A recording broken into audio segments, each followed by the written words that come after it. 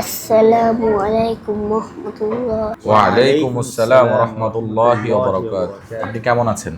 আলহামদুলিল্লাহ ভালো আছি। আপনি কেমন আছেন? আলহামদুলিল্লাহ, আমরাও ভালো আছি। আজকে আপনার কি পরীক্ষা? ইসলাম শিক্ষা আর সাধারণ জ্ঞান। মাশাআল্লাহ, বাসায় পড়েছেন? আপনাকে তাহলে একটি প্রশ্ন দেওয়া হচ্ছে। আদনান, আপনি ৬ নম্বর হাদিস শরীফ বলেন। আল উলামা ওয়ারাসাতুল আম্বিয়া।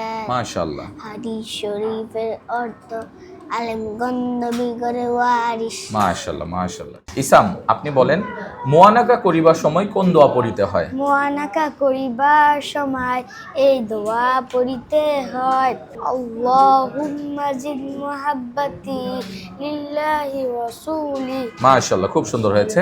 আমি একটি হাদিস শরীফ বলবো, আপনি হাদিস শরীফের অর্থটি বলবেন, ওকে? আল উলামা ওয়ারাসাতুল আম্বিয়া, হাদিস শরীফের অর্থটি বলেন। আলেমগণ নবীগণের ওয়ারিস। মাশাআল্লাহ, ভেরি গুড। সাধারণ জ্ঞান থেকে প্রশ্ন ধরা হচ্ছে। বাংলাদেশের জাতীয় কবির নাম কি? কাজী নজরুল ইসলাম। মাশাআল্লাহ, ভেরি গুড। আচ্ছা, আপনি কি ৫ জন ভাষা শহীদদের নাম বলতে পারবেন? জি। জি, বলেন। সালাম, রফিক, বরকত, জাব্বার ও শফিউর। মাশাআল্লাহ, ভেরি গুড। আপনি বলেন তো ভাষা আন্দোলন কত সালে হয়েছিল? 1952 সালে। মাশাআল্লাহ, ভেরি গুড।